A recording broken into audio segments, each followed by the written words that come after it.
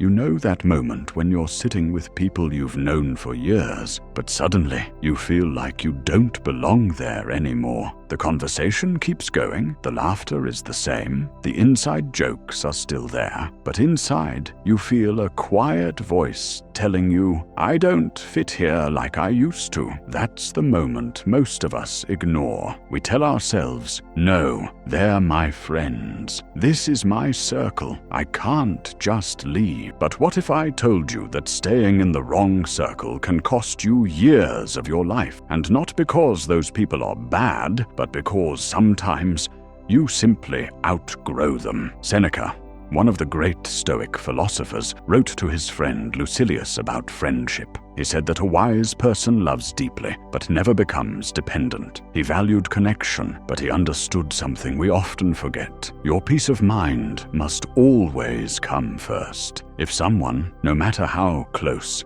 threatens that peace, you have to be ready to let go. And that's where it gets uncomfortable, because letting go of a toxic person is easy to justify. But letting go of a good friend, someone who's not hurting you, someone who's been there for years, that's much harder. It feels almost cruel, but here's the truth. Holding on to someone just because of shared history is not loyalty. It's fear. Fear of change, fear of loneliness, fear of stepping into the unknown. I want to tell you a story, not a made-up one, but something that happened to someone I know. A few years ago, a friend of mine, we'll call him Daniel, had a group of friends he'd been with since high school. They went everywhere together, parties, trips, late-night calls. They knew everything about each other. But as the years went on, Daniel started changing. He got serious about his health, his career, his future. He stopped partying every weekend. He began reading,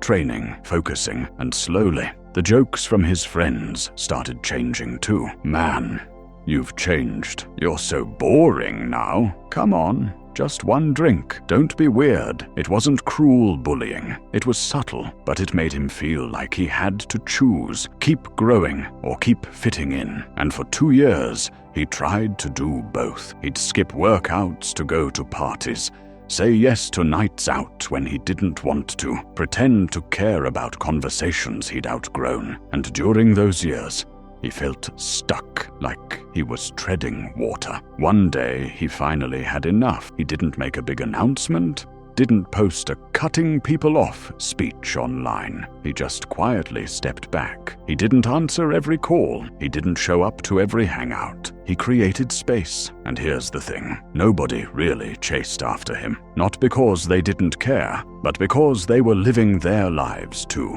That's when he realized something. We often think people will collapse without us, but in reality, they move on, and so can we. Now, I'm not telling you to cut ties at the first sign of change, but I am telling you to listen when your soul whispers, you've outgrown this. We live in a culture that romanticizes forever friends. We're told that walking away is betrayal, but the Stoics remind us nothing is truly permanent.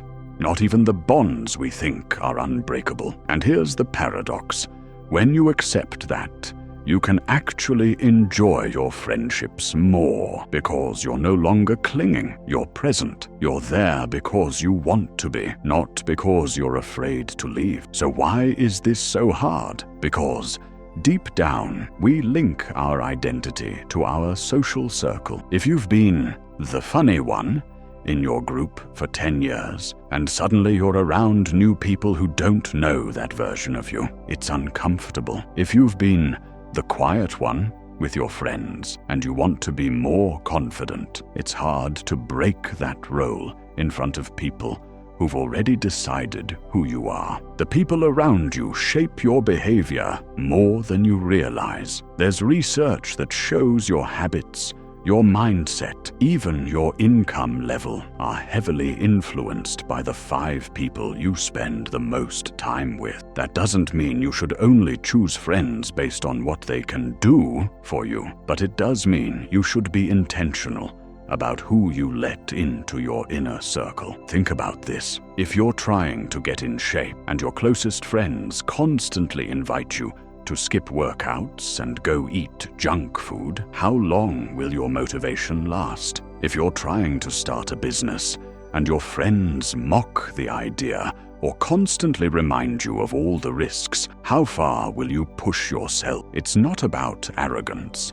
It's about environment. You can love people from a distance. You can be grateful for what they've been in your life without making them a permanent fixture. Seneca would probably tell you this. A wise person chooses friends who inspire virtue, not just comfort. And if that means walking alone for a while, so be it. The first step is to remove the guilt. Guilt is what keeps most people stuck. You think, but they were there for me when, or we've been friends for so long. Yes, acknowledge that, honor that, but also ask, are we still growing together? If the answer is no, you owe it to yourself to adjust the distance, not out of hate, not out of revenge, out of self-respect. Here's a way to think about it. Imagine your life as a long hike up a mountain. You start at the bottom with a big group. Along the way, some people get tired and stop at a rest point. Others take a different path. Some keep going with you. If you try to carry everyone on your back,